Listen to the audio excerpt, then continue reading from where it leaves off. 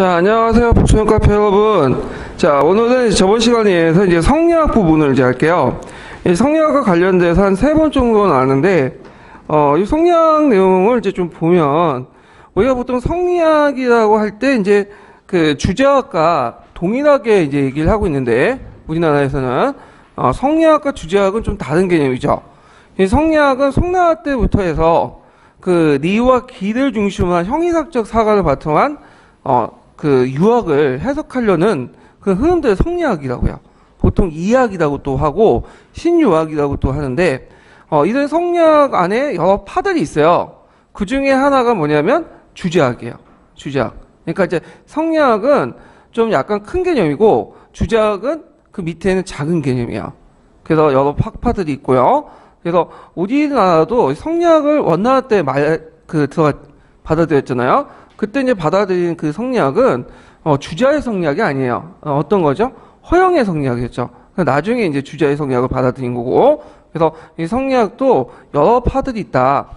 그리고 우리가 알고 있는 그 왕양명예나 육구연, 그러니까 유광학이라는 그런 것도 성리학의 한 부분이에요. 그래서 이 성리학은 주로 이제 이와 기를 가지고 인간의 마음이라든지, 그 다음에 이제 이 세계에 움직이는 그 방향이라든지, 그 다음에 신분 질서, 이런 것들을 다 설명을 하고 있거든요. 예. 자, 그러면 이제 그 신유학이라고 하는 성리학은 어떻게 이제 형성이 됐나? 이렇게 이제 보면요. 저 여기 보면 이제 주돈이, 그 다음 장제, 정의, 정호, 이런 등등등 있는데, 일단은 이제 전체적인 얼개를 한번 설명을 하고 그 내용들을 좀 들어가 볼게요. 그 구체적인 내용들을. 그래서, 요것도 제가 이제 지금 강의 듣는 사람들은 없는데, 인강 듣는 분들은 제가 이제 거기 표를 올려놓을게요. 그 성리학을 정리한 표가 있거든요. 예, 그래갖고 나중에 직강 듣는 분도 좀 다운받아갖고 이제 보시고요. 예, 요 표를 가지고 좀 설명을 할게요. 자, 일단은, 이 예전의 유학은 무슨 유학이었죠? 홍구학이었죠. 홍구학은 여러분도 알다시피 이제 작구의 주석, 이런 데면 이제 골몰했기 때문에 그 안에 뭐 형이상적 사관이라든지 철학적인 사색 이런 것들이 전혀 없어. 그래서 나중에 들어가면 당나라 때 들어가면 이제 그 지식인들이 유학을 공부하지 않고 주로 뭘 공부하냐? 그 불교나 도교 같은 것들 공부를 해요. 매력이 있고 철학적이니까. 자, 그래갖고 이제 당나라 말기 때부터 이거 안 되겠다. 유학이 이제 좀 중흥을 해야 되겠다. 그러면서 그 당시 도교라든지 선종을 요소주를 비판적으로 수용을 했죠. 그래서 이제 북송시대 때부터 이제 쭉 형성됐던 것들이 성리하고, 이 성리학을 이제 완성시키는 사람들이 이제 우리가 알고 있는 주자라는 사람이야. 주자. 예. 그러면 성리학은 일단 무슨 철학을 바탕으로 했냐? 종전의 맹자의 철학 있죠. 맹자의 성서설 있죠. 그래서 우리가 보통 사단이라고 부르는 진이 예신 해갖고 이제 사단이라고 부르는 이 성서성을 바탕으로 해갖고 도학자의 성증리설이라는 거 여러분도 알다시피 성이 꼭 뭐가 되는 거야? 리가 되는 거죠. 예, 이런 걸 바탕으로 이제 했고, 이 이와 기라는 그 형상을 가지고 우주론이라든지 심성론이라든지 수양론이라든지 경세론이라든지 등등등을 설명을 했어. 예. 그래갖고 이제 우주론 같은 경우에는 이제 그 우주의 구성 원리를 뭐와 뭘로 나눈다고 했죠? 이와 기로 나누죠. 그래서 이는 원리와 법칙이고 기는 뭐야? 재료와 형상이야. 그래서 모든 사물 속에는 뭐가 내재되어 있어요? 이가 내재되어 있어. 근데 그 차별이 보이는 건 뭐가 돼? 기의 차별 때문에 그런 거죠. 예, 이렇게 이제 설명을 하고, 그 다음에 심성론도 그거와 마찬가지로 설명해요. 인간도 마찬가지로 그 안에 뭐가 있죠? 이와 기가 있어. 그래갖고 이제 이걸 설명할 때 보통 이제 사단 칠정성과 연결시켜서 설명하죠. 그래서 이는 본연지성이야. 우리가 자체로 가지고 있는 거야. 천리로부터 부여받는 거야. 예. 그래서 이것을 사단이라고 하죠. 이 사단이라는 개념은 어디에 나온 거예요? 맹자에서 나온 거죠. 예. 그리고 이거는 순선 무억이야.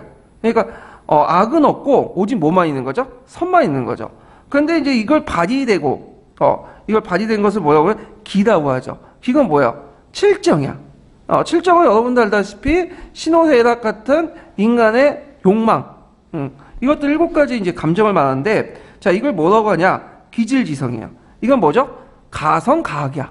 여러분도 알다시피 선할 수도 있고 악할 수도 있는 거죠. 그러면 여기에서 니가 내재 있는 건 이의 기예요. 니죠. 그래서 이걸 뭐라고 한다? 성직리라고 하죠. 예. 그래서 심은 이와 본현지성과 기지지성으로 나눠져 있고, 본현지성 2, 4단, 순서 무학. 그다음 기지지성은 기, 7점, 가성각. 이렇게 해서 인간의 내면이나 이런 구조를 이제 본질적으로 탐구를 했다. 이 심성론은 중국에서도 발전됐지만 특히 우리나라에서 되게 발전됐어요. 우리나라 심성론은 중국의 심성론도 훨씬 더 발달된 거야. 그래서 이와 이양이 주로 논했던 것들은 어떤 것들이냐면 인간의 어떤 것들을 이제 뭐냐면 그 본질적인 마음들이 뭔가 이런 것들을 이제 논했던 거거든요. 자, 그래서 이 부분은 제가 그 전에 이와 이양 사상 설명할 때 좀 했었고요. 그다음에 그러면 인간은 자신의 기질지성보다는 뭘 내세워야죠? 본연지성을 내세워야죠. 그래서 자신이 그 기질지성 버리고 원래 타고난 본연지성을 잘 드러내야 될 거 아니에요? 그래야지 뭐가 되는 거예요? 성인 군자가 되는 거죠. 그래서 이제 이 중요한 게 수양욕인데 수양욕의 제일 대표적인 게 거경궁리라는 말 들어보시죠? 예, 거경궁리라는 것은 뭐냐? 거경은 뭐죠? 일단 수양을 하면 내 마음속에 어떤 그 수양을 하겠다는 의지, 태도 이런 것들 갖춰야 되겠죠. 이게 거경이에요. 궁리는 뭐죠? 궁리는 그걸 바탕으로 해가지고 밖에 있는 사물 속의 일을 탐구하는 거죠. 그래서 이걸 뭐라고 하냐? 건물치지라고 해. 궁리에서 건물치지는 뭐예요? 견물은 사물 속에 하나하나 일을 탐구를 하면 결국에 그 안에 속에서 일을 발견할 수 있고 그리고 내 마음속에 니와 손을 연결시켜서 수양을 할 수 있는 거죠. 이게 건물치지야. 성리학에서 말하는 그러니까 정확히 말하면 주자학에서 말하는 건물치지죠. 근데 이 건물치지가 양영학에서는 다르게 해석되죠. 이 부분은 나중에 좀 얘기를 하는데 자, 그 다음에 이제 그 거경궁리가 있고요. 그 다음에 경세론인데 경세론은 이제 덕치주의 정도 좀 간단해. 그래서 이제 그 유학에서 보면 이제 제 성리학에서 보면 경세론 부분이 좀 약해요. 없다는 게 아니라 아주 약해. 그래서 이제 주로 이제 그 경세론 부분은 좀 약하고 주로 어디에 강조되냐면 그 심성론이나 수양론, 우주론 이런 것들에 이제 관심이 있죠. 예. 그래서 되게 이제 그 양명학이나 성리학은 이런 성학계통, 이학계통의 학문들은 되게 경세적인 성격보다는 뭐의 관점에 도덕 윤리적인 측면을 강조해요. 이런 것들이 이제 있고 우리가 유학을 도덕 윤리적 측면만 바라보잖아요. 이런 것들은 다 어디에 영향을 받은 거예요? 성리학에 영향을 받은 거야. 그런데 이제 도덕 윤리적인 측면은 유학의 뭐예요? 한 부분에 불과한 거예요. 그거는 전에 이제 한번 좀 설명했는데, 자, 그 다음에 존천이 거인육이라는 말 들어봤죠? 수양육에서 이제 연결해서 존천이 거인육. 자, 존천이 거인은 뭐예요? 천리를 보존하고 나의 욕망을 제거하는 거죠. 그럼 이때 천리는 뭘까요? 사단 천리는 뭘까요? 이거는 상강오륜이야. 상강오륜을 뭐냐면 이 천리 근본이고 이 상강오륜을 잘 지키고 뭐냐면 하기 위해서는 뭘 익혀야 되죠? 예를 익혀야 돼. 예. 그래서 예라는 거는 그 천리를 자기가 얼마나 그러니까 상강오륜을 잘 수행했는가를 뭐냐면 밖으로 보여주는 거죠. 예라는 거는 성리학에서 말하는 예는 그러다 보니까 이 성리학을 수용하는 나라들 특징들 보면 뭐 송나라든지 우리나라든지 그 다음에 명나라 이런 나라들 보면 항상 무슨 논쟁이 일어나면 예성 논쟁이 일어나요. 항상 예법 가지고 따져. 우리가 볼 때는 진짜 공리공단이죠. 쓸데없는 이제 장사를 몇 개월 지내야 된다든지 상복을 몇 달 입어야 되는지 이런 것들이 우리 입장으로 볼 때는 되게 뭐냐면 쓸데없는 논쟁이지만 그 당시 사람들은 상당히 중요해요. 왜? 내가 가지고 있는 이 천리를 뭐냐면 잘 수행했고 그런 것도 보여주기 위해서는 뭐냐면 이 예법이 되게 중요하기 때문이죠. 예법이. 그래서 예법을 잘 수행하지만 그걸 내가 천리를 잘 수행하고 있다. 그리고 상강원을 잘 지키고 있다. 이런 것들을 사람들이 보여주고 있고 이걸 바탕으로 해 사회 질서나 근간을 이루기 때문에 상당히 중요한 논쟁들인데 그래서 이 예속 논쟁이라는 것은 성리학이 최고도로 발달한 나라에서 보여주고 있다는 거죠. 자, 그래서 이제 이렇게 이제 기억을 좀 해두시면 될 것 같아요. 예. 자, 그러면 일본의 성리학을 좀 약간 여기 부과하면, 일본의 성리학은 중국하고 우리나라의 성리학과 좀 달라요. 일본의 성리학은 언제 들어왔죠? 일단 가마쿠라 막부 말기 때 들어왔다고 그래요. 근데 초창기 그 성리학은 선종의 한 방향에서 이제 성종 승려들이 이제 그 선전 틀에서만 이해한 거고, 본격적으로 이제 들어온 것은 언제 때다? 임진한 이후죠. 그래서 가나이라는 사람 같은 그 조선의 성리학자들이 일본에 가서 그 성리학을 전파시켜줬잖아요. 그래서 에도 막부에서 이제 주작, 정확히 말하면 주작을 간학화시켰죠. 예. 근데 이제 일본의 성리학의 특징은 뭐냐면 심성론이나 우주론 이런 건 별 관심이 없어요, 얘네들. 뭐만 관심이냐? 성리학의 또 키워드 중에 하나가 뭐죠? 차별, 질서, 이런 거죠. 신분 간의 어떤 차별과 질서를 상당히 강조하잖아요. 그러니까 그 일본의 성리학은 나중에 일본 사람들 얘기할 텐데 그 이런 차별과 질서를 상당히 강조한다. 그러면 에도 막부에서 이런 왜 성리학을 이런 쪽에서만 강조를 하냐? 그건 뭐냐면 그 전에 어떤 시대가 있었죠? 예, 전국 시대가 있었잖아. 전국 시대 키워드가 뭐예요? 여러분도 알다시피 하극상이죠. 막 힘이 있는 사람이 힘만 있으면 뭐야? 자기 상관들, 군주들 다 제거하고 자기가 다이모가 되고 그러잖아요. 물론 이제 이런 거는 좋은 점도 있지만 이 에도 막부가 딱 진정하고 이제 사회가 안정되고 하려면 산업공상이나 신분지대를 어떻게 유지해야 되겠죠. 계속 쿠데타 일어나고 반란이 일어나면 어떻게 사회가 유지할 수 없는 거죠. 그러면 어떻게 자기가 지금 실력이 있고 힘이 있더라도 자기 지위가 낮으면 뭐야? 위에 있는 사람들 밭을 모셔야 돼. 그러기 위해서는 뭔가 이런 의식들을 조성할 수 있는 합리적인 어떤 사회 방식이 필요하잖아요. 정당화시킬 수 있는. 딱 살펴보니까 뭐야? 성리학이 딱 들어맞는 거야. 그래서 이제 일본의 성리학에서는 이렇게 이런 우주론이나 심성론보다는 어떤 질서, 차별 이런 것들을 상당히 강조한다. 이런 것들 좀 기억을 해두시면 될 것 같아요. 그래서 그런지 몰라도 일본 같은 경우에는 예속 논쟁 이런 것들이 안 보이죠. 일본 애들은 그런 거 관심이 없어요. 예, 형식적인 것들은. 자, 뭐 이렇게 이제 해갖고 한번 이제 성리학의 전체적인 뭐냐면 얼개를 이제 설명했고, 여기에서 이제 성리학은 여러 성리학파 여러 파들이 있지만 어디에만 한정해서 좀 보냐면 이제 주자학만 한정해서 좀 볼게요. 왜냐하면 우리나라에서는 성리학이 곧 뭐가 되는 거예요? 주자학이 되니까. 자, 그러면 성리학의 그 형성 배경을 볼게요. 성리학은 지나친 그 형식에 치우친 훈구학의 반발을 통해서 당월 때부터 조금씩 형성돼 있고 시작했고, 특히 선종이나 도교의 영향을 받았다. 선종과 도교는 예전에 한번 얘기했는데 특히 선종 같은 경우에는 성리학의 어떤 바탕이 됐던 철학이죠. 예. 그래서 우리가 알고 있는 본체의 체와 작용의 용이라는 개념 있죠. 체의 용이라는 개념에서 성리학에 뭐가 나오죠? 이와 기가 나오죠. 그래서 예전에 한번 기출문제 이거 물어봤고요. 그래서 성리학의 가정을 이제 보면요. 한용의 이고로 이제 해갖고 단초 열어서 이제 북송시대 때 범중원, 호원, 송복, 구양소 이런 사람들이 이제 일어났고, 이걸 이제 무슨 운동이라고 하냐면 경력 정학 운동이라고 이제 하는데, 경력 정학 운동은 뭐냐? 이 정학이라는 건 바른 거잖아요. 이때 바른 건 뭐죠? 성리학을 말한 거죠. 송학, 이학. 그래서 이제 종전의 한당 시대 때에 어떤 그 훈구를 비판하고 그다음 불교와 도교를 배쳐가면서 유교의 학문적 정통성을 확립하려는 거죠. 유학의 근본 원리를 파악하고 오주의 원리와 인간의 본성을 규명하여 인간 정신을 수양한 학문을 말하는 학문을 마련하고자 하는 것이 경력 정학 운동이다. 자, 근데 여기 주의할 것은 불교 도교를 배척했다 해서 불교 도교 교리를 안 받아들였다? 그게 아니죠. 비판적으로 수용했어. 예. 자, 그러면 이제 그 가정을 보면 일단은 그 첫 발을 내딛었던 사람이 누구냐면 주돈이라는 사람이야. 예. 주돈이가 태국 도솔이라는 책을 썼죠. 예. 그래서 이제 이 사람 뭐라고 하냐면 이 세계는 무국이에요. 처음에는 이 무국이 태극인 거야. 그래서 우리가 태극기 할 때 그 태극 있죠?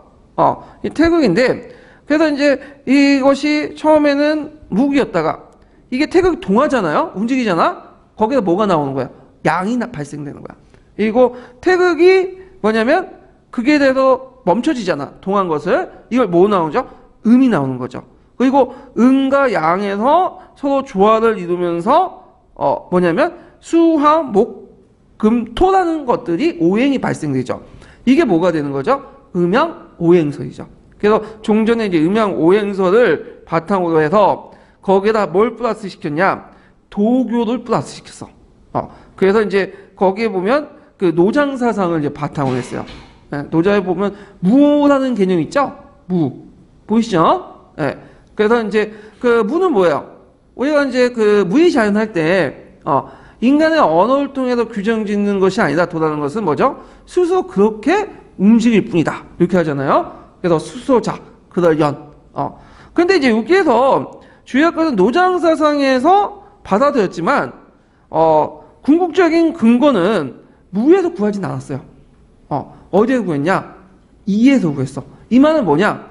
무에서 구하면 인간은 인식을 통해서 그 무를 통해서 언어를 통해서 그걸 이해할 수 있어 없어요? 근본적인 것들을 이해할 수 없죠.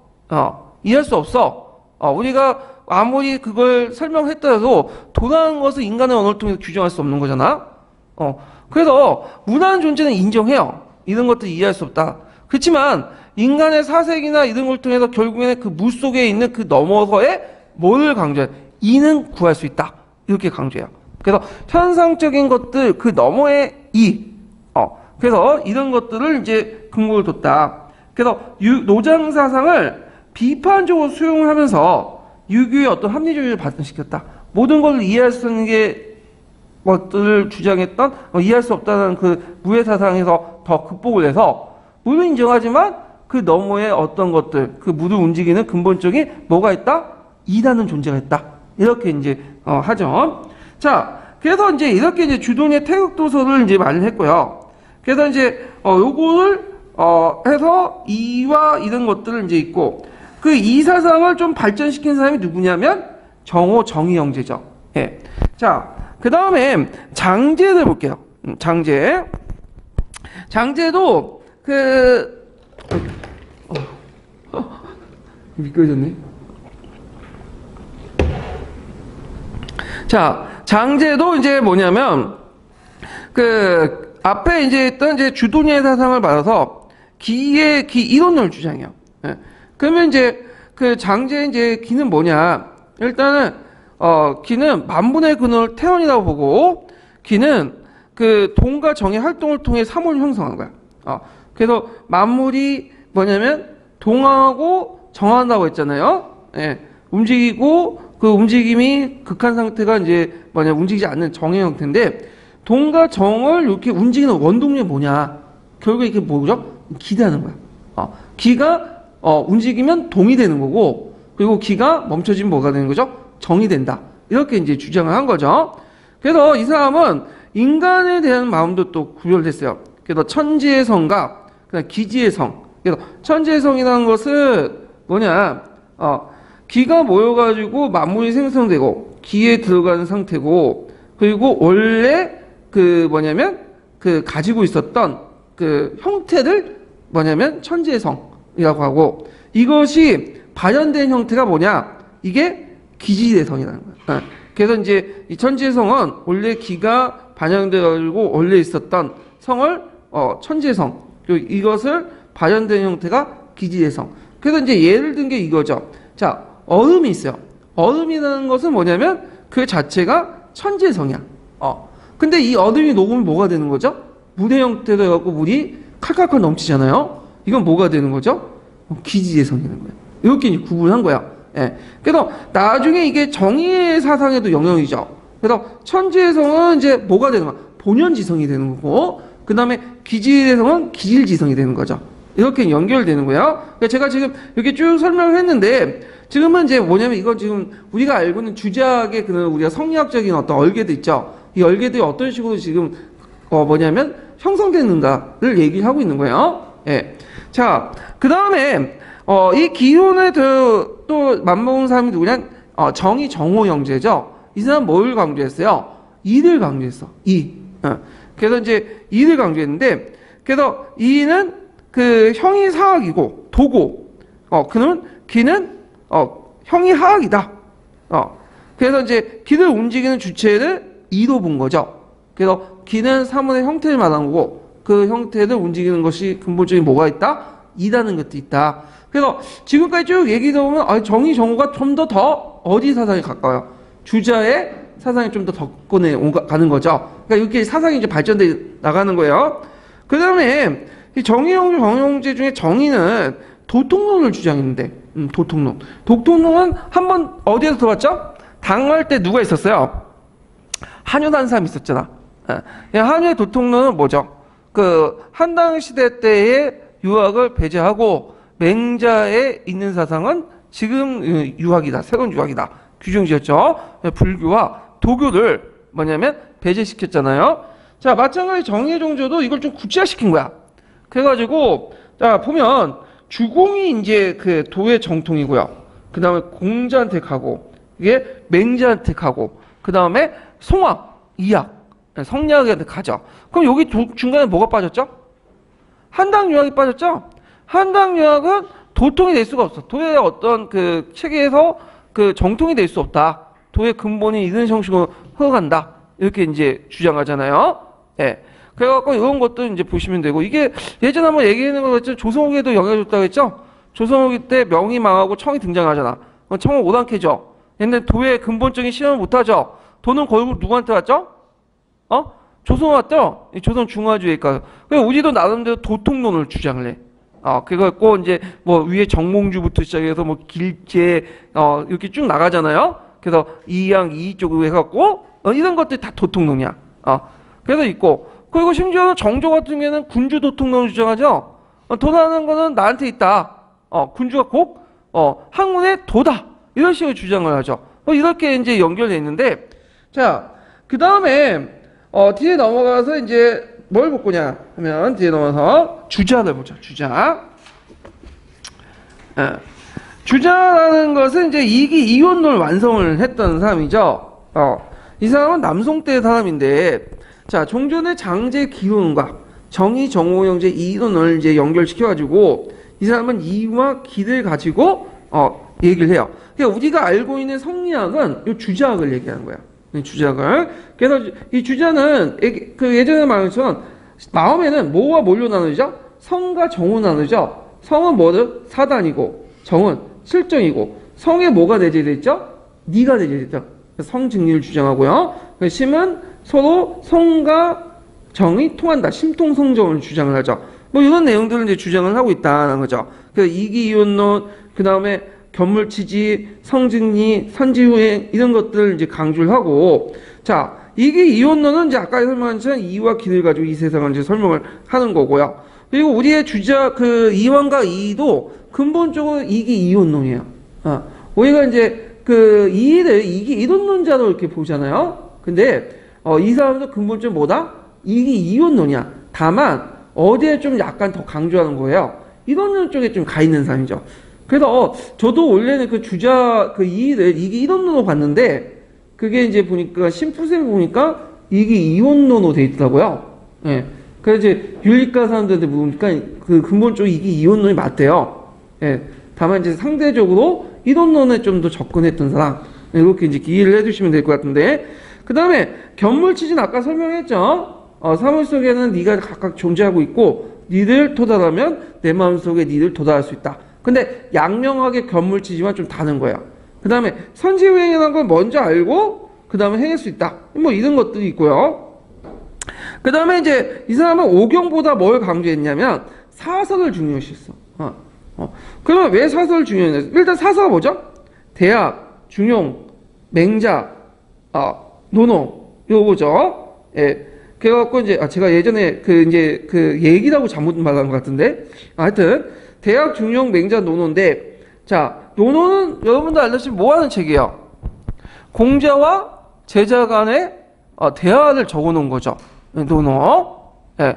그래서 예전에 그 도울 선생님이 그 논어 강의를 한 적이 있거든요. 한번 보세요. 되게 잘 돼 있어. 쉽게 설명하고 있고. 그 다음에 맹자라는 책은 그 맹자가 썼다고 이제 하고 있는데, 그 책 내용은 되게 혁명적인 생각들이 많다. 그래갖고 이제 한당유학에서 맹자를 그렇게 중요시 여기지 않았어요. 네. 별로 안 좋은 책이야. 집권자 입장 볼 때는 되게 혁명적이고 역성론을 강조하고 그런 책이고. 그다음 대학과 중용은 원래 그 독립된 책이 아니죠. 원래는 어디에 한 편이에요? 얘기의 한 편이죠. 얘기의 한 편. 얘기라는 것은 이제 어떤 책이죠? 보통 예경이라는 말 들어보셨어요? 예경? 예경에 이제 보면 예경은 세 개로 계속 구성되어 있죠. 얘기, 주례, 의례. 이렇게 해서 그 얘기의 한 편이 대학가 중용인데 왜 대학가 중용을 이렇게 그 주제가 강조하냐면 요 대학가 중용에 그 불체체와 작용의 용 같은 성정의 체와 용 같은 비슷한 모호한 개념이 있어요. 이와 기라는 개념이 있기 때문에요. 그래서 요 대학가 중용을 그 주자가 뭐냐면 새롭게 해석을 했죠. 거기다 또 줄을 붙였어. 그래서 독립된 책을 만들었죠. 이게 대학가 중용이죠. 그래서 원래 대학가 중용과 주자가 만든 대학가 중용이라는 책은 좀 다를 수가 있어요. 해석 부분에서. 예. 그래서 요걸 묶어가지고 그 주자는 그 사서 집주를 만들었죠. 그래서 오경보다는 사서를 더 강조했다. 이런 것들을 이제 보면 돼요. 예. 그러면 이제 그 중국에서 십상경이라는 게 있어요. 참고로. 십상경 들어보셨어요? 중국에 우리가 유학경제 십상경이었는데, 우리가 이제 보통 십상경을 이제 뭐라고 얘기하냐면, 제가 일어나기를 해가 좀 번잡해가지고, 안 일어나면 만류할게요. 이게 지금 구조상 이게 불편하네, 되게. 자, 십상경 뭐냐? 일단은 오경이 뭐죠? 시경, 서경, 역경, 예경, 춘추. 이게 오경이고, 그러면 거기에 이제 그 예경이 있어. 예경은 뭘로 구성되어 있다고 했죠? 얘기, 의례, 주례가 되어 있죠. 예. 그 다음에 이제 그 춘추가 있어. 춘추는 짤막한 구조로 되어 있기 때문에 거기에 주를 붙였어요. 그 대표적인 주가 세 개가 있죠. 자시전, 그 다음에 공양전, 공란전이 있죠. 예. 자, 그 다음에 거기에다가 노노와 맹자가 있고, 그 다음 증자가 썼던 호경이라는 게 있어요. 예. 호경. 예. 그 다음에 이제 또 뭐냐면 한자 사전과 비슷한 이제 이하라는 게 있어요. 예. 그래서 이런 것들 합쳐가지고 보통 십상경이라고 해요. 십상경. 중국에서는. 자, 뭐 이렇게 해서 이제 오경본 사설 중요시인다. 이런 것들 좀 기억을 해두시면 되고.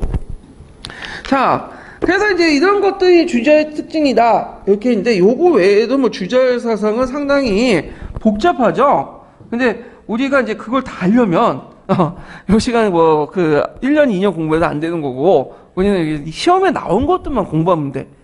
예전에 말했지만, 사상사 부분은 깊게 들어갈 필요 없어요. 어디만 공부한다? 시험에 나올 만한 것만 공부하면 되는 거야. 우리는 사상을 알기 위해서 공부하는 게 아니라, 뭘 하기 위해서 그런 거죠? 합격하기 위해서 공부하는 거죠. 이걸 항상 염두에 두고 공부를 해주셔야 돼요. 그래서, 강자중국사에 보면 주자 사상을 잘 설명했는데 되게 많이 설명했어요. 잘보단 많이 설명해놨어. 강자중국사에 보면. 근데 제가 그걸 강자중국사 20번 읽었거든요. 20번 읽었는데 뭔 말인지 하나도 모르겠어, 지금까지. 그거는 저의 머리도 문제이지만 그게 나뿐만 아니라 다른 사람도 마찬가지 의견이에요. 뭔 말인지 모르겠대. 그건 어떤 거예요? 그 쓴 사람이, 그 산 사람도 지금 제대로 모르고 썼다는 거예요. 보니까 그 뒤에 있는 책을 다 그냥 뺏겨갖고 그냥 짜집기 한 거야. 그러니까 앞뒤가 안 맞아. 논리가 안 맞고 설명을 제대로 못해. 뒤에는 맨날 설명 못하는 사람 특징은 맨날 추상적이고 모호하잖아. 그렇게 설명하는데 그건 별 도움이 안 되는 것 같아요. 그래서 제가 이제 그 사상사 공부할 때는 진짜 인고 수준에서 딱 사상사 보면 여러분들 윤리 시간에 윤리 있죠? 정통 윤리 같은 것들. 동양사상. 서양사상 있죠? 그 고등학교 수준에서 딱 그것만 알아도 충분히 다 커버가 돼요. 내가 딱 보면. 그래서 이제 요 정도만 아시면 되고. 자, 그 다음에 이제 영양과 한계를 봐야 되는데, 일단은 그 성리학이라는 것은 질서, 차별, 이런 것들 되게 강조해요. 그래서 본연의 질서, 본연지성. 그러니까 이를 잘 드러내는 사람이, 높은 상위 지위에 올라가고, 그러지 못하는 사람은 범인이 되는 거죠. 이는 질서와 차별. 그리고 그 대의명분을 강조하고, 이런 것들이 이제 신분제 사회, 군주 독재 체제를 강화하는데 인정을 정당화시켰고요. 그 다음에 이제 엄격한 구분, 간홍상제를 강조하죠. 성리학에서. 왜? 이걸 잘 수행해야지 존천리하는 걸 잘 보여줘야 되잖아.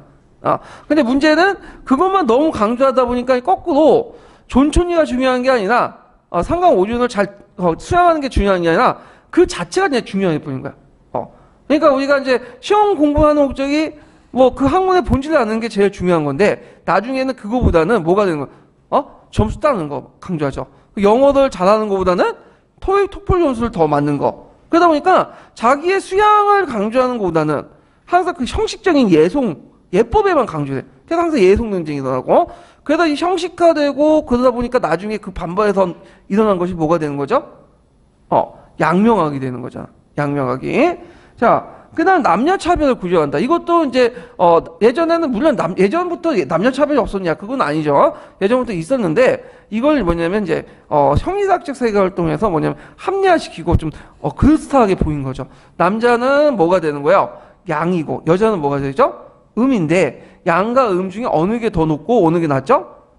양이 높고, 남자가 높고, 여자가 낮다. 왜 그러냐? 그것은 남자가 본연의 본연지성을 잘 발휘했기 때문이고, 여자는 그렇지 못하기 때문에. 뭐, 그럴듯하게 보이잖아요? 뭐, 이런 식으로 이제 설명을 하기 시작한 거야. 자, 그 다음에 국수적인 복구적인 성향을 강하고 배타적 중화 사상이다. 요거는 이 주제학이 상당히 배타적인 특징을 갖고 있는데, 이거는 그 당시에 그 남성이 처해진 환경을 봐야 돼. 주자가 있었던 남성 시대 때, 특히 이제 북송이나 뭐 다 포함해갖고, 그 시대는 외부 민족으로부터 뭐예요? 계속 공격을 받았잖아요. 그러다 보니까 이게 공격을 받다면 자신의 어떤 정체성을 강화시키려면 어떻게 돼요? 남을 또 배타시켜야겠죠. 이러다 보면서 이제 배타적인 성격을 되게 강하게 나타났다. 그 다음에 사대부의 정치 참여 신분제 질서를 정당화시켰다. 자, 이거는 아까 이제 뭐 신분제 질서 아까 이제 얘기했고, 사대부의 정치 참여 뭘로 정당화시켰죠? 공치주의. 성리학의 정치 사상의 특징이 뭐냐면, 한당유학과 차이가 특징이 뭐냐면, 한당유학은 정치적 주체를 뭘로 보죠? 황제로 봐. 황제. 천인상설이란 말 들어봤죠? 그래서 하늘은 인간의 기흉화복을 이제 보고 이제 결정을 해주는데, 그때 인의 대변자는 누가 되는 거야? 황제가 되는 거죠. 황제가 정치를 어떻게 하냐에 따라서, 못하냐에 따라서, 그걸 뭐냐면 책임을 묻는 거예요. 그러면 이 말은, 하늘의 책임을 묻는다는 거는, 하늘의 책임을, 황제한테 묻는다는 건 책임지겠다는 거예요? 안 지겠다는 거야? 왕권 시술처럼. 책임 안 지겠다는 거야. 하늘이라는 건 모호하잖아. 예매하잖아. 예. 자, 그러면 신하는 뭐 하는 주체죠? 한당역에서는 그냥 보조적인 존재예요. 그러니까 신하가 뭐 분당을 짓고 정치의 주체에 나선다? 도저히 있어서는 안 되는 거죠. 근데 이제 송나라 때 들어와서는 공치주의를 내다. 공치주의면 요때 한이라는 것은 이제 개념이 달라지죠. 예전에 한은 뭐예요? 상제라는 개념이 인격시전, 인격신적인 상제인데, 근데 요때 한은 뭐야? 천리가 되는 거야. 입법, 뭐 원리, 법칙 이런 것들 있죠. 그래서 그 원리와 법칙들이 다 어디에 내재있어 사대부나 황제에 다 내재되어 있고, 사대부 황제나 이걸 잘 발현되는 사람들이야. 그러면 정치 또한 황제뿐만 아니라 누구도 같이 해야 된다? 사대부도 같이 해야 된다.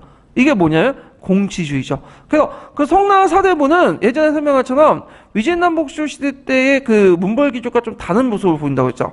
위진남북조 시대 때 그 문벌귀족들은 항상 뭐만 생각해요? 자기와 가족만 생각해. 보신 보감만 강조하죠. 근데 이때 이제 그 송대 사대부는 자신과 자기 가족뿐만 아니라 그걸 넘어서 항상 천하를 금신하는, 천하의 문제를 가지고 있는, 공의식을 가지고 있는 지식인들이었다. 이런 것들 좀 기억을 해두시면 될 것 같아요.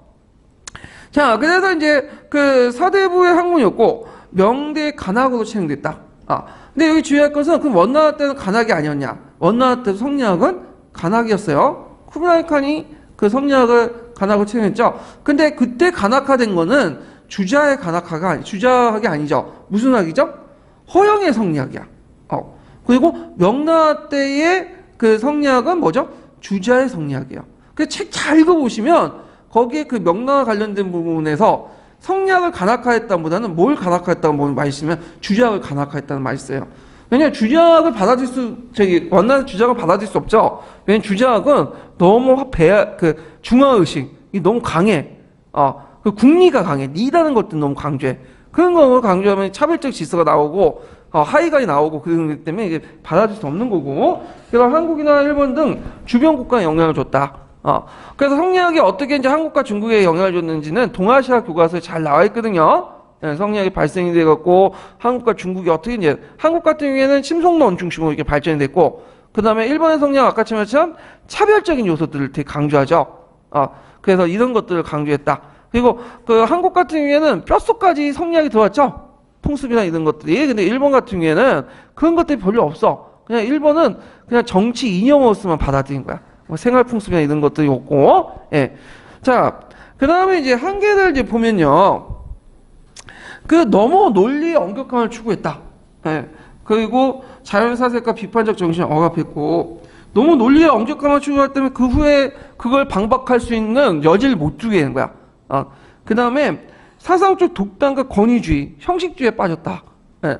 그런 것도 있고, 그 다음에 객관적 위신. 객관적 위신은 뭐냐면 자기 마음을 수양을 하는데 그것을 자기 스스로 깨달았고 그러니까 주관적인 판단에 수양하는 게 아니라 항상 다른 사물과 비교해서 수양해. 그러니까 건물치라는 건 뭐죠? 밖에 있는 대상을 보고 이를 탐구해서 그걸 비교해서 내 마음에 니를 깨닫는 거잖아요. 예. 이걸 객관적 위식하죠. 그러면 그 양명학은 반대로 뭐가 되는 거예요? 주관적 유심이죠. 남과 비교하지 않고 오직 내 마음속에 뭘 보는 거야? 양지를 깨닫는 거야. 그것만 됐어. 뭐 이걸 드러내거나 표현하거나 그런 게 중요한 게 아니야. 그래서 이제 이런 것들이 이제 있고, 그래서 이제 실천적 객관에서 실천의 객관인데 이때 실천이라는 거는 의례. 아까 이제 말한 것처럼 천리를 잘 보존하고 내가 수행했던 걸 잘 표현하기 위해서는 뭘 잘 드러내야 된다? 예를 잘 드러낸다.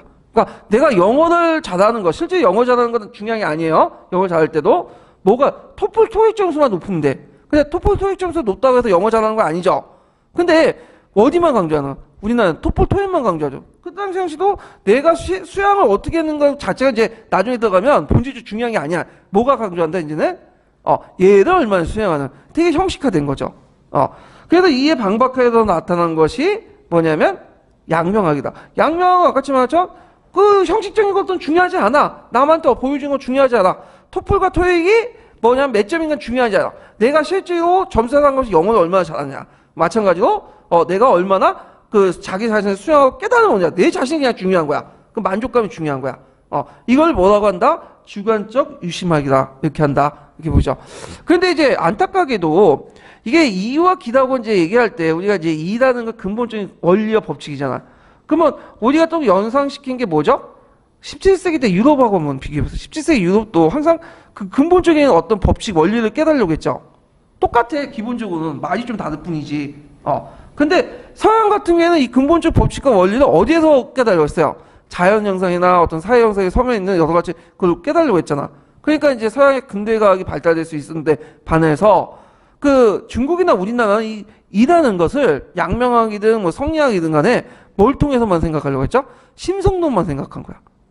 그래서 도덕적인 거나 이런 것들만 생각하는 거야. 그러다 보니까 자연과학 발달이 좀 늦었는. 그러니까 니라는 것을 어떤 방향에서 깨달느냐에 따라서 한쪽은 뭐가 되는 거죠? 자연과학을 발달시킬 수 있는 가경을 익힐 수 있는 거고 또 한쪽은 뭐죠? 그냥 윤리적이고 그 다음에 이런 도덕적인 것들만 강조하는 그런 방향으로 나갔다는 게 좀 한계성이 있긴 있는데 자, 그 다음에 그 밑에는 그 뭐냐면 예의 이제 발전 과정을 좀 얘기를 하고 있어요. 그래서 이제 예라는 것은 서울중과 춘추 시대 때는 인간과 신의 관계죠. 그래서 신의 경경한 자세가 태도였고 주 사회만 적용이 됐고 그런데 그래서 예법이나 이런 것들이 반영이 됐고 근데 전국 시대부터 바꿔졌다고 했죠. 이제 전국 시대부터 예라는 것은 어디와 어디의 관계요? 인간과 인간의 관계야.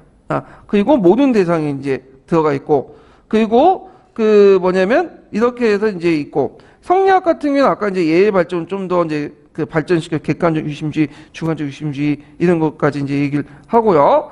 그다음 예의 대상도 사계층에서 이제 일반민까지 다 확대됐고 그다음 악인데 여러분들 그 보통 그 예와 악은 서로 연결돼 있다는 거 아시죠?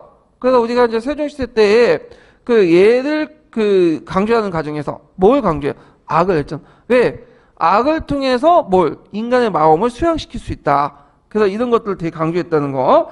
근데 이제 서주와 춘추 시대 때는 이 악이라는 것은 신의 공경하게 나타난 거예요. 음악이라는 건. 근데 이제 그 전국 시대나 송나라 때는 예를 닦는 수양의 도구로서 뭘 강조했다? 악을 강조했다.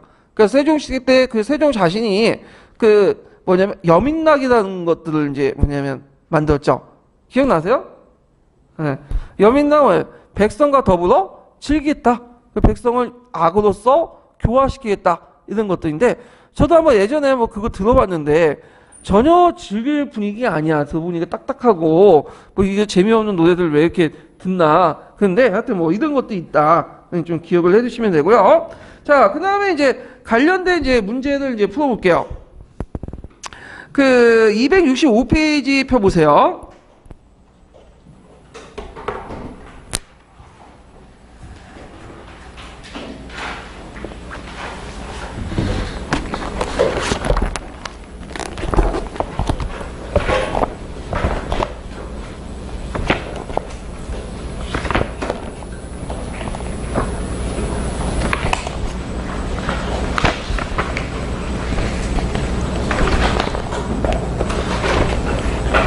자, 265페이지. 자, 26번에서 27번 문제 좀 볼게요.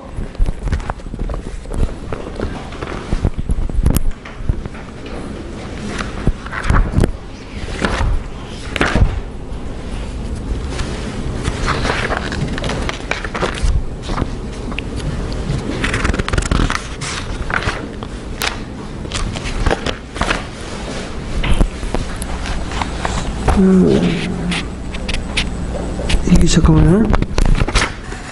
아이고, 저 앞부분이네.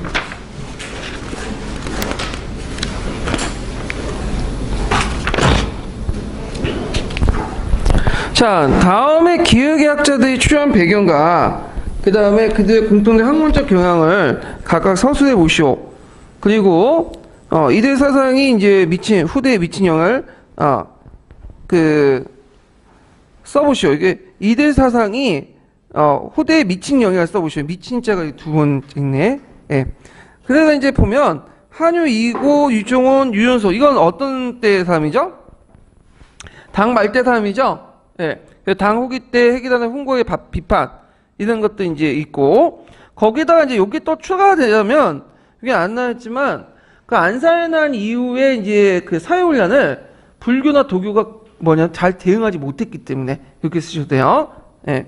자, 그 다음에 이제 학문의 경향 같은 경우에는 그 불교에 대한 철저한 비판과 아울러 오경정의 같은 혼과학적 방법을 부정했고 새로운 사상 체계를 수립하려고 했다. 영향을 보면 자, 당후기 사상가들의 학문은 사상계에 새로운 바람을 일으켰고 성대 성리학에 큰 영향을 미쳤다. 이렇게 이제 쓰시면 되겠죠.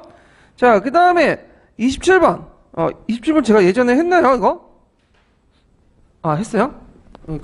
중복된 걸 적어놨네, 내가. 예. 자, 280페이지 펴보세요.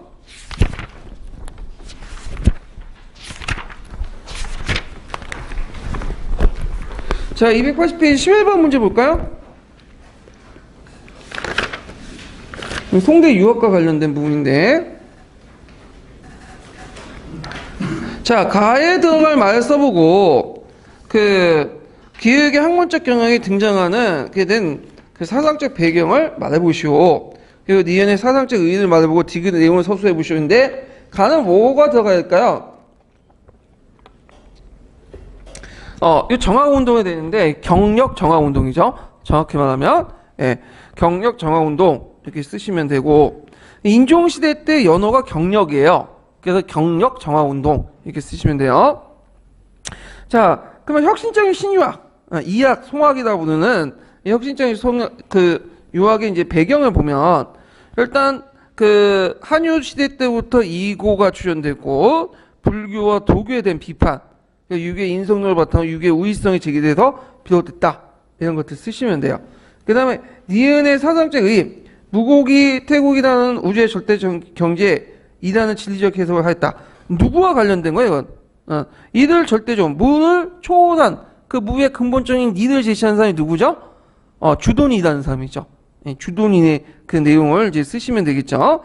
그래서 이제 주제학의 노장사상 신비주의에 대항하여 유교 본래 합리주의를 발전시킨 철학적 기초를 확립하겠다. 그런 것들을 이제 보시면 되고. 그 다음에 거기 정의, 정호, 형제, 도통 나온 정의의 도통을 외워두세요. 그래서 주공, 그 다음에 공자, 맹자, 송학. 하는데 경학은 제외시켰다.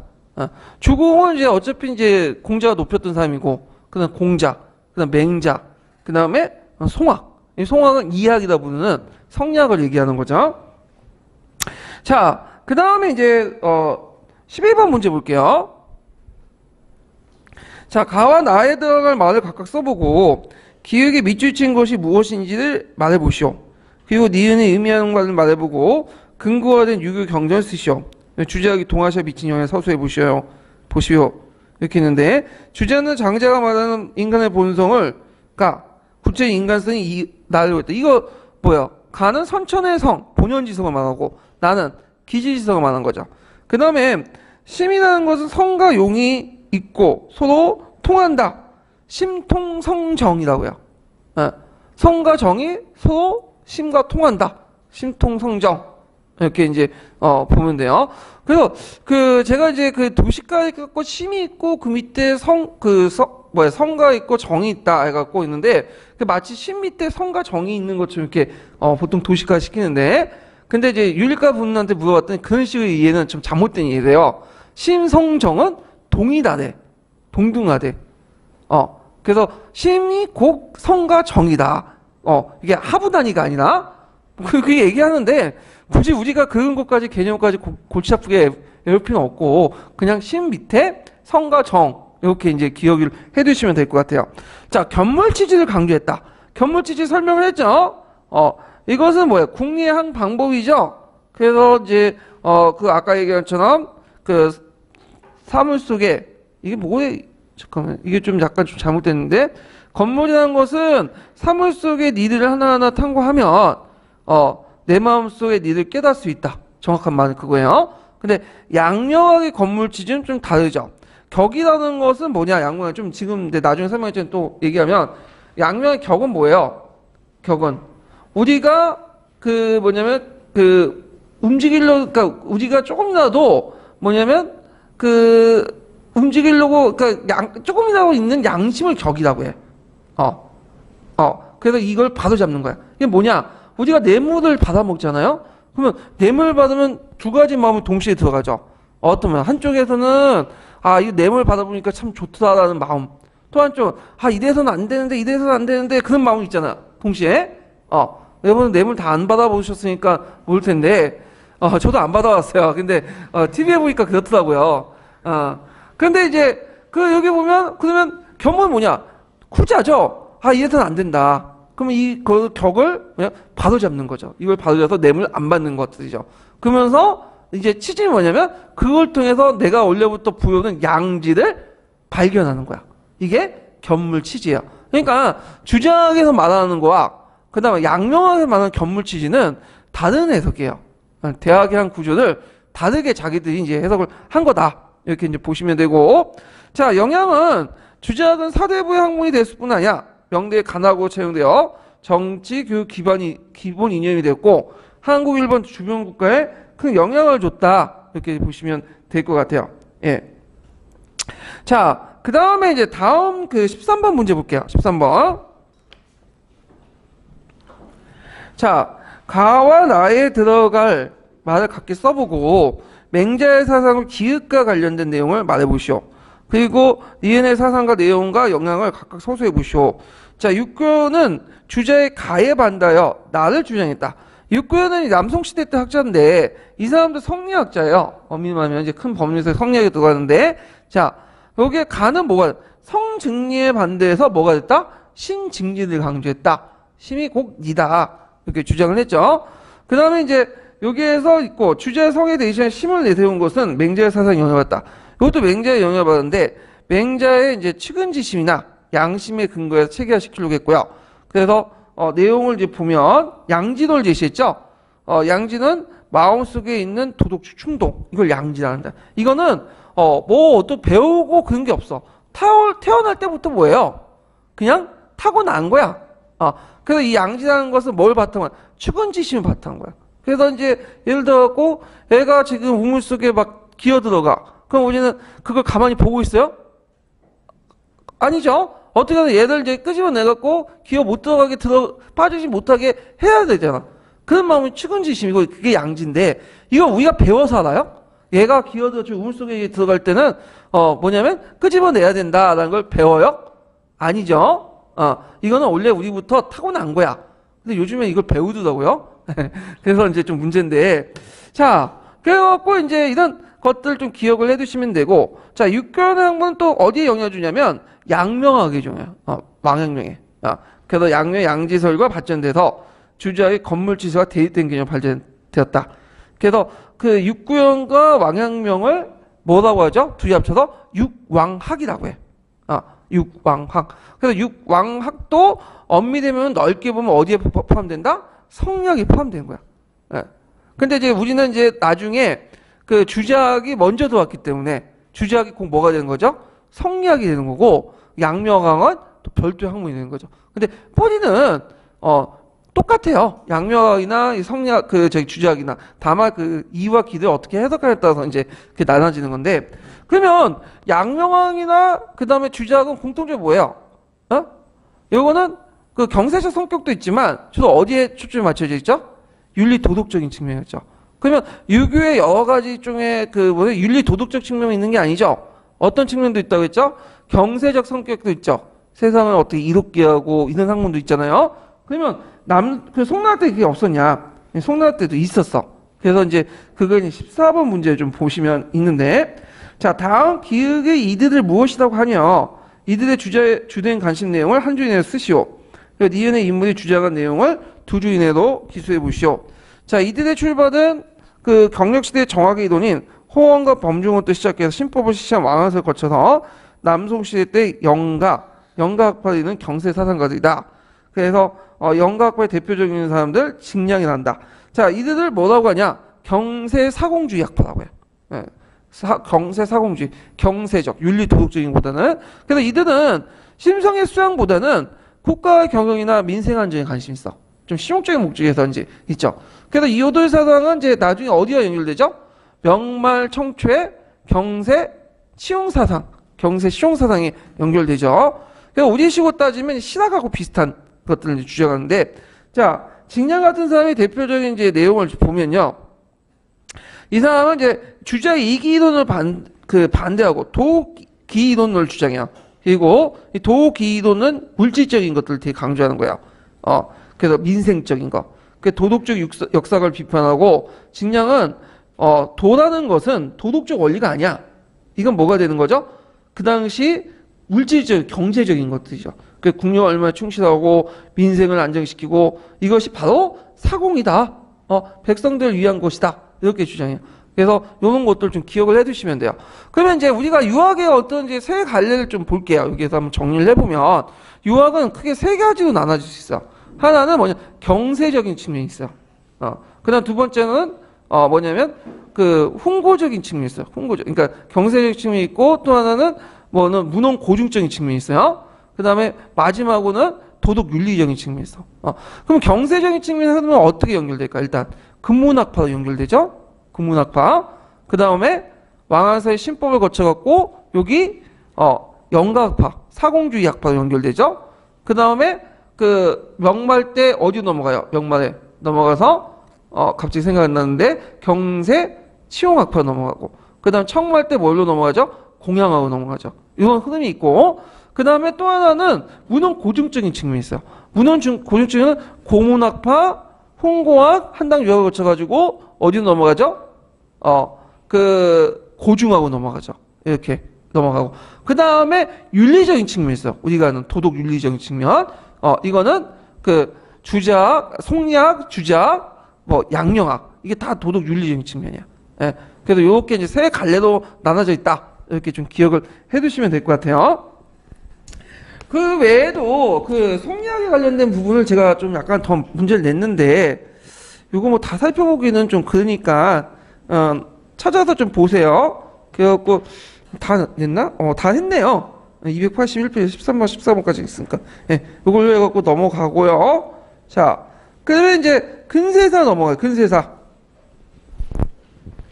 자, 근세라는 부분을 제가 이제 이미는 안 왔어요. 여기 뭐 중국학계에서 뭐 근세란 말을 잘 쓰진 않고 송이후부터 근세라 쓰는 경도학파가 있겠는데 그 뒤에는 근현대사 너무 많다 보니까 그냥 제가 이미를 잘라가지고 근세라고 그냥 갖다 붙였는데 제가 이제 이미를 나누는 근세 부분은 이제 어디냐 유목 그 정보광조 부분하고 그 원, 명, 청나라도 아편전쟁 이전까지 이렇게 이제 근세 부분은 이제 묶었거든요.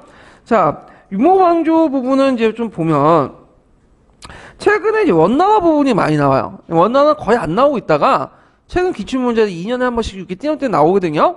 그래갖고 이제 원나라 부분을 좀 정확히 좀 기억할 필요가 있겠는데, 자, 오고타이카의 업적. 예전에 기출문제 나왔던 거고, 특히 동서교역로 관련된 부분들이 좀 많이 나오죠. 바닷길, 비닷길, 뭐 초원길과 연결시켜갖고, 예전에 그 역참제, 뭐 시박사, 뭐 되게 쉬웠던 문제 있죠? 이런 것들 있고, 그 다음에 조세제의 특징, 이런 것들이 이제 있다. 자, 그 다음에 이제 요나라 같은 경우에는 이제 있는데, 정보광주에서 이제 금은 별로 안 나오는데, 금은 지금까지 한 문제도 안 나왔어. 항상 나오면 요약. 그러니까 아마 들어가는 교수님 중에 요사를 되게 좋아하는, 특히 문화 변형론은 항상 요와 관련되는 거 이제 나오거든요. 예, 비트포그의 문화 변형론. 그 여러분들 공부하실 때, 물론 군나라도 공부하면 괜찮죠. 근데 이제 여기는 이제 합격을 목적으로 하기 때문에 요를 집중적으로 공부하세요. 금보다는. 예. 그 다음에 유머왕조 순서 해가지고, 예전에 한번 순서 나오는 거 물어보고 있고, 예전에 또 이제 듣보잡 같은 소고도인 같은 그 문제들이 나왔죠. 예. 이것도 나올지 모르겠어요. 근데 기출만 제가 분석해 놓은 것만 달달 외워도 공부할 수 있어요. 왜냐면 소고도인에 대해서 뭐 자세히 설명한 부분이 없거든요. 자, 그 다음에 동서교육론에서 비단길, 바닷길, 뭐 초원길, 교육 내용이라든지 거기에 오고 가는 그 내용들, 그런 것들을 이제 좀 보시면 되고, 그 다음에 명나라 많이 나오는 거는 당연히 뭐예요? 일조편법이에요. 일조편법과 장거정 개혁 관련된 부분이 항상 많이 나왔어. 명나라 부분은. 그 다음에 이제 또 나오는 게 이제 그 앞에 명초기 때 두 명의 유명한 항제 있죠. 주원장하고 영락제. 그래서 명나라 항제는 그렇게 뛰어난 항제들이 없어요. 너무 캐릭터가 강한 그 주원장과 영락제 외에는 없어. 이 사람들 기가 되게 세죠. 그 위에 그 뒤에 있는 항제들은 홍치제 정도? 근데 이런 사람들은 뭐 앞에 항제적으로는 깼도 안 되고. 그래서 되게 명나라 항제들은 뭐라 할까 좀 약간 어리거나 유약하거나 좀 멍청해. 그래서 나올 게 없는데, 그래서 우리가 공부하기 편하는 그 시대야. 그래서 여러분들 공부할 때는 뭐만 딱 영락제하고 누구만 기억하면 홍무제. 이번에 홍무제 나왔죠? 그래서 이제 요 두 명의 항제들 좀 기억을 해두시면 되고, 자, 그 다음에 이제 명나라 사회경제사 정도에서 이제 좀 약간 두문도 나오는데, 뭐 신사계층, 그 다음 양묘각 있죠? 예, 이런 것도 이제 물어봤고, 정화의 남의 원적, 영락제 업적과 관련돼 있고요. 가만무역, 무역정책, 그런 것도 있고, 그 다음 북로 남해와 관련된 부분도 있죠.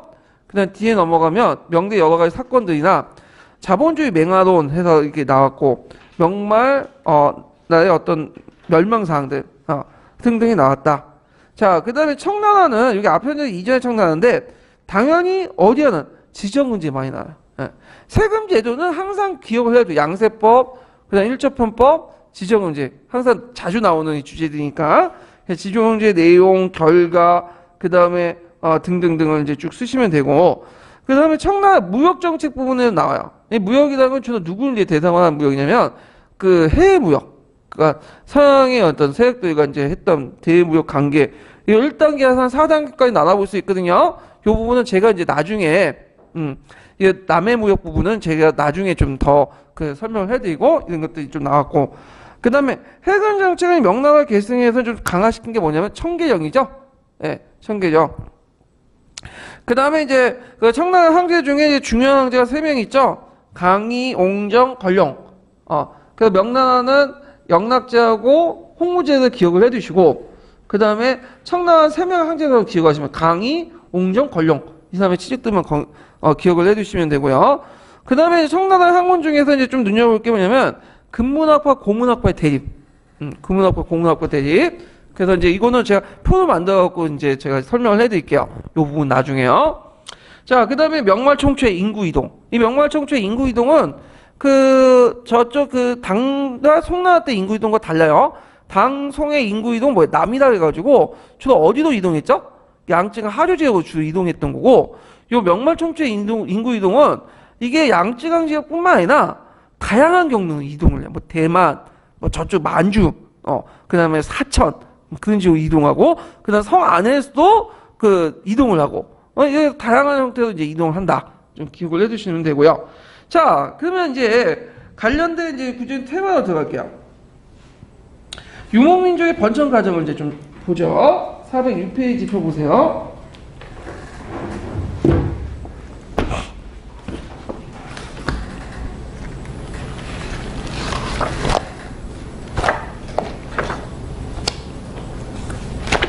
자, 유목민족들은 이제 그 전천 과정들이 예전에 한번 시험문에 나왔거든요. 예. 자, 그래서 이제 있는데, 이 유목민족들은 주로 어디에 살았던 민족들이죠? 예, 초원지대 스테에 살았던 민족들이야. 예, 그래갖고 이제 그 유목민족들이 살았던 곳은 이제 주로 농경 지역 위쪽에, 북쪽, 위도상, 북쪽 지역인데, 툰투라는 말 아시죠? 툰투라가 지역 바로 남쪽에 있었던 지역이 스텝인데, 이 스텝 지역은 그 일정한 강우량도 있지만 그렇다고 해서 밑에 있는 지역보다도 농경 지역보다 그렇게 강우량이 많지가 않아요. 그런데 저희 위쪽에 있는 툰투라보다는 많죠. 그리고 날씨도 중간 지역 정도, 그 농경하고 툰투라의 중간 지역. 그래서 이 지역들은 주로 나무가 없고 넓은 평원에 뭐만 있죠? 풀만 자라. 그리고 뭐 그렇다고 해서 농사 짓기도 그렇게 적합한 지역도 아니고. 그래서 그 당시 신석기 시대부터 이제 그 주로 이제 유목민족과 농경민족들이 이제 분리돼 나갔죠. 그 남쪽에 농경 생활하고 그 지역에 이제 유목 생활을 하게 되는데, 이들은 이제 유목 생활이라는 것은 그 어떤 특징을 갖고 있죠? 이동이죠. 그래갖고 주로 양이라든지 그 다음에 말 이런 걸 가지고 이제 그 이동을 하면서 일정한 지역을 이동하면서 생활하고, 그러다 보니까 이제 부족 단위로 움직였다. 그러고 있고, 그 다음에 이 사람들은 그 유목을 하다 보니까 이제 고기라든지 가축이라든지 이런 것들은 쉽게 구할 수 있어요. 근데 사람이 고기만 먹고 살아요? 아니죠. 그 다음에 뭐 여러 가지 물품도 필요하고, 그러다 보니까 이제 항상 농경민족들과 교육을 하죠. 필요한 물품들을 그렇게 얻게 되는데, 근데 이제 농경민족들 입장 때는 유목민족들이 생산하는 물품들이 꼭 필요한 건 아니야. 말이라든지 뭐 고기라든지 뭐 우유, 치즈 이런 것들은 안 먹어도 살아요. 이거 자체적으로 또 생산할 수 있고. 그러다 보니까 항상 그 각과 을은 항상 어떤 관계요? 농경민족이 갑이고 유목민족이 을이죠. 그러니까 유목민족들 입장 볼 때는 농경민족들과 항상 통상 교류하면 괜찮을 텐데, 그게 쉽지 않을 경우에는 자기가 먹고 살기 위해서 항상 어떻게 된다? 약탈을 해야 돼. 쳐들어가서 약탈을 하고, 그 약탈하는 과정에서 이제 부족끼리 단합을 하면서 어떤 형태는 유목국가들이 형성돼요. 유목국가. 그래서 이런 유목국가와 그 밑에 농경국가들이 항상 대립 투쟁을 해요. 인류 역사에 보면. 그것도 이제 중국이나 중국 북쪽의 유목민족뿐만 아니라 그 중동에서도 그렇고 뭐 유럽에서도 그렇고 항상 그런 형상들이 보이거든요. 예. 자, 그러면 우리는 이제 이 유목국가들이 형성되는 과정을 주로 이제 중국사에 한정돼서 이제 좀 볼게요. 자, 중국도 항상 그 밑에 만리항성 이남 지역을 기반으로 해갖고 기점으로 해서 항상 농경 국가들이 농경 왕조들이 등장하면 그에 대응해갖고 항상 북쪽에는 무슨 왕조들이 있었다? 유목 왕조들이 등장해요. 자, 그러면 그때 이제 그 유목 왕조들의 이제 특징들을 쭉 보는데, 여기 보면 이제 그 기독상, 중국 역사 기독상 항상 그 첫 번째 나온 민족은 주나라 때 뭐가죠? 건윤중이라는 있죠. 이 건윤의 침입 때문에 수도를 옮겼잖아요. 호경에서 나급으로. 서주와 동주에 이제 어떤 기점이 되고. 그다음 전국시대부터 그 북쪽에 무슨 족이 있었어요? 흉노라는 민족이 있었죠? 예. 홍소, 노비 같은 놈들이라는 뜻인데, 흉노는 지금 기독 그 유문을 보니까 단일 민족은 아니에요. 여러 복합 민족들이야. 예. 그래서 이 흉노들이 지인한 위진남북조 시대까지 있다가 이제 그 한나 말기 때 이제 북옥로, 남옥로 나눠갔다가 남옥로는 밑으로 내려가고 북옥로는 서쪽으로 이제 이동하게 되죠.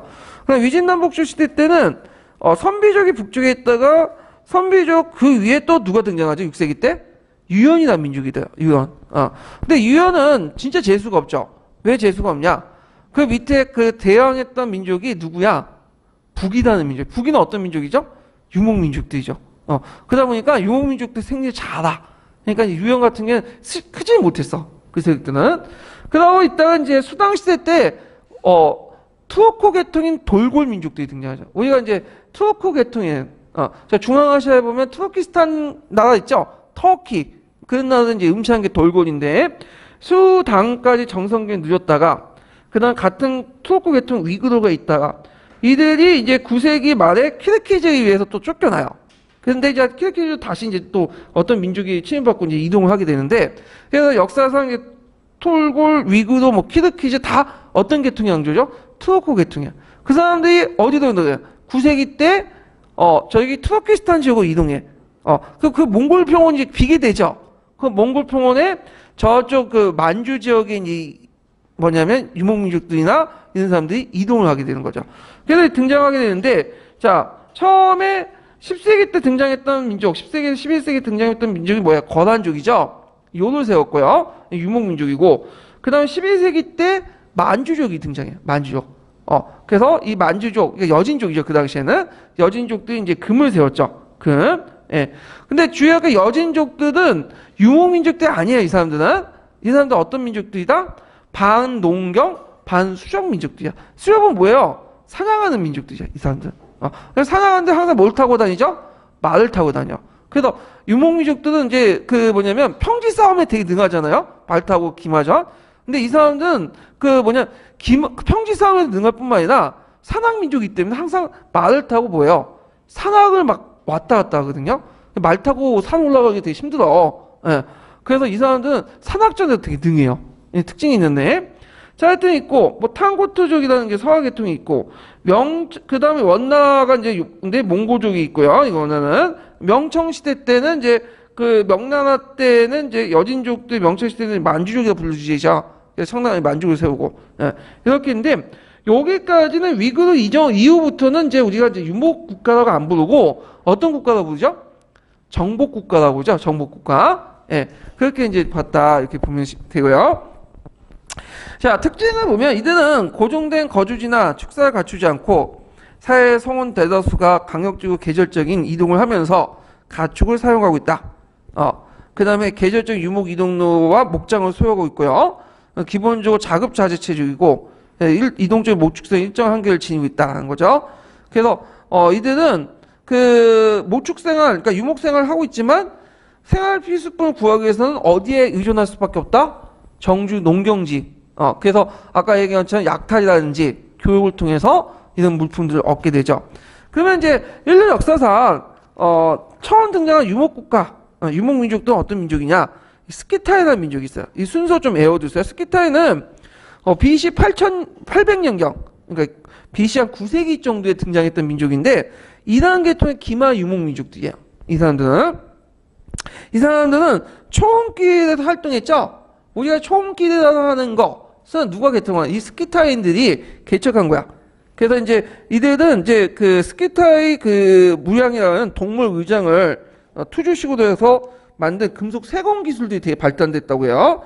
그래서 이제 그 있는데 이들은 이제 초음길을 통해서 중개물을 종사했고 그 다음에 주변의 유목민족들에 영향을 미쳤고 홍로에도 영향을 미치고 홍로를 통해서 우리 민족에도 영향을 줬다. 그래서 이제 어떤 일본 학자들은 기마 민족설을 주장하죠. 그래서 스키타이, 홍로, 신라 계통이 넘어가고 뭐죠? 일본에 영향을 줬다. 뭐 이런 식의 이제 주장을 하는데 그래서 홍로 같은 경우에는 이제 그 나중에 얘기했지만 우리나라 그 신라에 특히 김씨 집안에 이제 영향을 줬다는데 우리가 김할지라는 사람도 홍로 계통이 아닐까 하는 그 학계의 견해도 있어요. 왜냐면 그 흑노족들의 정통적인 그 무덤 형태하고 그 다음에 김씨 왕족들의 그 무덤 형태 있죠. 그 돌무지 덜렬 무덤 그 형태가 비슷하다고 해요. 그 돌무지 덜렬 형태가 그 전에 안 보였다가 갑자기 등장한 거야.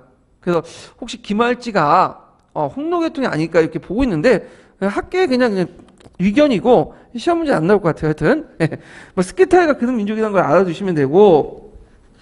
자, 그 다음에 이제 등장한 민족이 홍로죠. 홍로. 이 홍로는 이제 그 자신들의 기록을 남기지 못했어. 그래서 이제 그들이 스스로 뭔가 불렸을 텐데 실질적으로 중국 사람들이 갖다 붙인 명칭을 그대로 우리가 쓰고 있죠. 그래서 이제 그 이 사람들은 어떤 사람들이냐? 예전에 말했지만 그 인도 유럽어족 계통이 좀 많고 아시아 계통도 많고 좀 약간 복합 민족적 성격을 갖고 있는 민족들이다. 이렇게 보시면 되고요. 그래서 이제 이들은 최고 높은 사람이 뭐죠? 선우죠. 예. 그래서 선우를 권력을 점적으로 통일을 했고, 그 문투성호 때 제일 전성기였고, 이때 문투성호가 있을 때 그 중국에서는 뭐가 있었어요? 한나라 그 고조 유방이 통일했던 데죠. 그래서 이 사람은 한번 대판 붙었죠. 무슨 전투야? 평성에서 붙었죠. 근데 오히려 군대를 몰고 왔는데 포위를 당했죠. 그래서 이제 죽을 고비를 넘겼는데 이제 그 선우의 그 부인한테 뇌물을 쓴 거지. 그래서 어떤 식으로 뇌물을 썼냐면 만약에 이때 이제 만약에 유방이 죽고 무투서우가 중국을 먹을 경우에는 그 수많은 미녀들이 무투서우를 가질 수 있다. 그럼 너는 위치가 어떻게 됐냐? 그러니까 이제 안 되겠다 생각하고 선우 옆에 서서 잠자리 그 해가지고 이렇게 해서 물러나게 했다. 뭐 이렇게 했는데 하여튼 이제 이렇게 해갖고 이제 이후부터는 그 한나가 고조 이후부터는 그 무죄 이전까지는 완전 바짝 없어졌죠. 그래서 이제 한나라가 그 뇌물 갖다 바치고 그다음 여자도 갖다 바치고 일종의 돈을 주고 뭐예요? 평안에 사는 그런 형태가 되게 된 거죠. 자, 하여튼 이들은 이제 그 몽골공원에 일대할 활동을 하고 스키타의 문화에 영향을 받고 그냥 대월지를 공격했어요. 그래서 대월지가 쫓겨났잖아.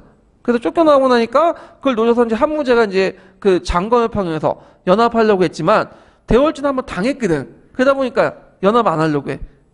그런데 이제 이런 이제 있고 월지 중에 이제 대월지 중에 한 부족이 밑으로 내려온 왕조가 뭐냐 쿠샤 왕조예요. 나중에. 예. 자, 그다음에 이제 그 한 고조군을 격파하려고요. 등등 있고. 근데 전환 때 무제 공격으로 이제 시층시층 하다가 전환 말기 때 동서로 분열이 돼요. 동서 분열돼요. 예. 그래갖고 이제 이때 그 유명한 게 뭐냐면 동옥로와 서옥로가 분열될 때 동옥로 쪽이 좀 약간 뭐냐면 한쪽하고 좀 가까웠거든요. 예. 그 동옥로를 지원해주고 서옥로를 견제하는 그런 것도 있고 그 과정에서 이제 왕소곤이다가 유명하죠. 이 왕소곤이라는 사람은 이제 어떤 사람이냐면 이 사람이 원제 때인가 선제 때 사람이에요. 원제 때 사람이다.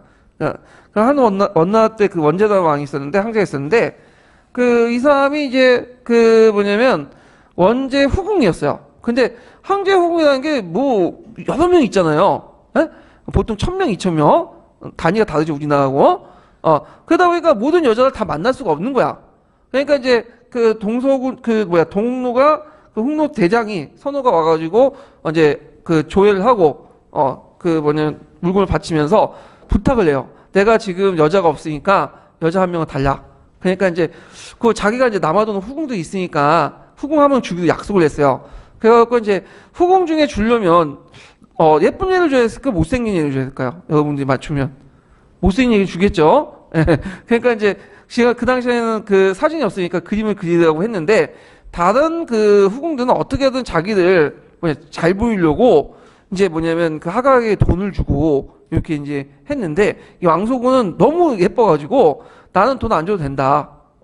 그래갖고 버텼나 봐. 그러니까 이제 그 하각가 뇌물 안 받아보니까 어떻게 해요?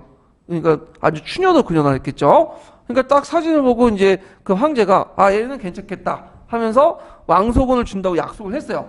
근데 왕소군이 딱 와보니까 너무 예쁜 거야. 근데 약속은 취소할 수 없고, 그래서 어쩔 수 없고, 그 후에 이제 황제가 이제 하각을 잡아서 처형시켰다고 하는데, 근데 일단은 왕소군 입장일 때는 이제 끌려간 거지. 그래가지고 이제 끌려가가지고 이제 뭐냐면, 그 선우 밑에 이제 있는데, 선우가 다행히도 되게 잘생겼던 사람이에요. 꽃미남이고. 그래갖고 이제 선우의 아들도 낳고, 떵떵거리면서 살았다고 해요. 예. 그런데 이제 여기에서 이제 중요한 건 왕소군이 잘 팔려갔다. 그게 중요한 게 아니라, 왕소군이 갈 때 왕소군만 갔겠어요? 아니죠.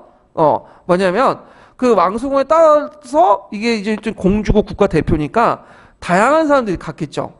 이 사람들 통해서 이제 그 한나라의 어떤 문화나 지식이나 이런 것들이 홍로에 확대돼 나가죠. 이런 사례는 그 홍로뿐만 아니라 보통 이제 당나라 때나 뭐 이렇게 유목민주 상대할 때 하범공주라는 말 들어보셨죠?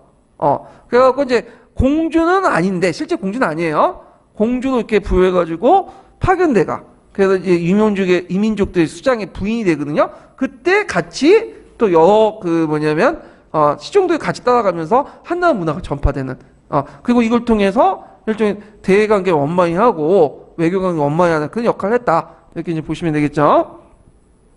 자, 그 다음에 후한 초에는 후한 때는 반쪽한 서역 정벌을 할 때 이제 있고 그 후한 말기 때 다시 홍로가 남홍로, 북홍로 나눠지죠.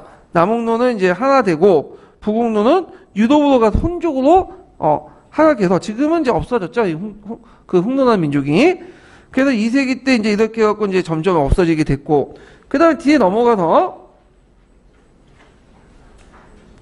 자, 오한이나 민족인데 뭐 듣보잡 같은 민족인데 이거는 이제 나중에 이제 뭐 하나 돼서 이제 흡수됐다 이렇게 보시면 되고 선비족 같은 경우는 이 선비족도 다양한 부족으로 구성돼 있어요. 그래서 이제 보통 오부족 연합 오부족 구성됐죠. 탑발족이니 등등등 이렇게 이제 모용신이 뭐 이렇게 구성되는데 2세기 때 단석계에서 약간 통일됐다가 일부가 장성이나 뭐 하나 됐다가 나중에 탁발부가 북위를 건국하죠. 이 선비족도 지금 없는 민족이죠. 다 동화됐고요. 그 다음에 그 북위가 있을 때 잠깐 누가 있었죠? 유연이라는 민족이 있었죠. 그래서 이제 있지만 유연은 그 북위하고 맨날 다입하는 과정 크게 성장하지 못했어. 예. 그래서 북위 황제들이 그 유연이 성장하지 않도록 막 원정을 냈거든요. 자주. 그래서 이제 그 북위는 유목민족이기 때문에 유목민족 생리를 알죠. 그래서 대개 보면 이 사람들이 이제 보통 언제 원정하냐면 겨울 때 원정해. 겨울 때. 보통 중국 황제는 봄에 원정하는데 왜 겨울 때 원정하냐? 겨울 때는 잘 안 돌아다니거든. 딱 포적이 고정돼 있죠. 그냥 공격을 해. 그리고 이 사람들은 유목 저기 중국 정통적 왕조 같은 경우는 대규모 뭐냐면 보급대를 같이 따라가잖아. 시중제들. 그럼 기동력이 약해지죠. 근데 이 사람들 그 보급대 안 써. 뭐냐 그냥 가는 거야. 기마대 일구고. 그리고 언제 보급받냐? 그냥 현지 조달이죠. 약탈하는 거죠. 그러니까 약탈함으로써 그 실을 말려버리는 거지. 그렇기 때문에 유효는 그 북위 황제하고 싸울 때는 찍도 못 쓰는 거야. 얘네들은 크지 못했고. 그래서 돌고인데 돌고는 당나라가 대립하고 있었죠. 나중에 동돌고가 서동고로 분리되고 그 다음에 이제 그 수당시대 때 이제 건포로 해서 이들을 통제를 했죠. 그리고 이들은 고유 문자를 제정했다. 그래서 오르코강에 돌고 문자가 발견됐고 그 다음에 수당 때 위협을 줬지만 그 수는 통일 과정에서 돌고세월 빌렸고 그리고 수는 저쪽에 이제 또 통제를 했고 당나라도 당태종이 돌돌고를 신속을 시켰죠. 그리고 서독을 공격해서 이들 점령하고 그리고 당나라 그 태종은 그 돌고 민족으로부터 뭘 받아요? 청카안이라는 지위를 받아. 그러니까 그 당나라 그 태종은 중국의 황제이면서도 뭐예요? 유목민족의 칸의 지위까지 올라가는 거죠. 그렇지만 당태종 이후에 다시 이들이 제2 제국을 만들고 개겼다가 나중에 위구르에게 멸망을 당하게 돼. 예. 위구르도 같은 계통이에요. 돌고 계통의 같은 민족인데 원래는 이제 트로코에 속했던 이제 민족이라고 보고 있어요. 그래서 이들을 이제 해골이라고 보는데 왜 해골이라고 보냐면 이 사람들이 나중에 이슬람교를 받아들이거든요. 예. 그래서 이제 해골이라고 하고 오늘날 그 해족 있죠. 해족의 그 기원이 됐던 민족이에요. 지금은 해족은 위구르는 따로 있고 이제 해족은 따로 있는데 지금 중국의 해족들은 거의 중국화 됐죠. 그렇지만 그 조상들은 위구르 계통의 사람들이에요. 그래서 이제 이 사람은 이제 당나라 밀접한 관계가 있고 특히 안사해난 때 병력을 파견해서 진압에 큰 공헌을 했고요. 그리고 남아교를 당에 전달해 주는 역할이 있고. 근데 이 세력들이 9세기 때 키르키즈에 의해서 또 당해요. 그러면서 이제 이때 계기로 해갖고 이 투르크 계통의 민족들, 위구르뿐만 아니라 투르크 계통 민족들이 중앙아시아로 이동을 하게 되거든요. 그러면서 중앙아시아가 투르크화가 돼요. 그래서 이 지역을 뭐라고 하냐면 투르키스탄, 투르크가 사는 땅이라고 하죠. 그래서 우리가 이제 알고 있는 키르기스탄, 카자흐스탄, 스탄 붙자 있는 사람들은 다 투르크 쪽에 있는 애들이고 그 과정에서 뭐가 되는 거죠? 이슬람화가 돼요. 이 사람들은. 그래서 이제 있고 그 다음에 위구르 민족들의 특징은 뭐냐면 이들이 공통된 그 문자를 만들었고 위구르 문자를 만들었고 이것이 이제 누구의 영향을 받았다고 하죠? 소고도인들의 영향을 받았다고 하죠. 위구르 문자가 있고 그 다음에 이들은 또 유목 도시 문화를 가지고 있다. 그러니까 이들은 유목 민족이면서도 정주적인 특징인 도시 문화를 가지고 있어. 그래갖고 이들은 이제 유목적 성격과 함께 정착 민족적 어떤 성격을 갖고 있다. 그러니까 이들은 유목국가와 정복국가의 가도기적 성격을 동시에 갖고 있는 민족이 위구르 계통의 민족이다. 이렇게 이제 보시면 되죠. 그 다음에 예전에 시험 문제 또 나왔던 것이 뭐냐면 소고도이냐. 이 소고도 계통의 민족들은 이란 계통의 민족이라고 보고 있어요. 이란 계통의 민족이고, 그들은 이제 그 중국 애들이 호상, 서호, 상호, 이렇게 했죠. 이게 좀 눈여볼 게 이제 호자는 당연히 붙은 거고, 여기 상자가 많이 붙었죠. 상자가. 자, 상자가 많이 붙는다는 건 이들이 상인 집단, 상술에 되게 능했다. 그래서 이들은 이제 상업 활동에 종사했고, 독자적인 문자를 가지고 있고 소고도 문자는 후에 소고도 문자에 영향을 받는 게 위구르 문자고요. 위구르 문자에 영향을 받는 것이 몽골 문자예요. 그 몽골 문자에 영향을 받는 것이 만주 문자예요. 이렇게 연결돼요. 그럼 몽골 문자 주의할 것은 파스파 문자 생각하잖아요. 이 파스파 문자는 지금 아니고 이거는 명나 중기 이후에 만들어진 문자예요. 몽골 문자는 이 파스파 문자는 사어죠 지금. 이건 아니고요. 예. 그 다음에 조로아스터교와 마니교를 신부했고 얘는 이단 계통의 민족이기 때문에 이제 이렇게 연결시켜서 보시면 되고요.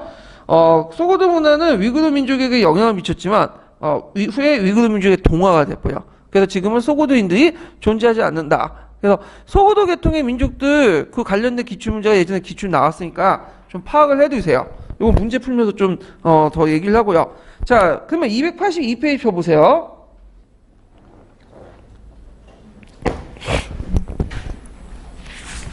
자, 282페이지 16번 문제 볼까요? 16번.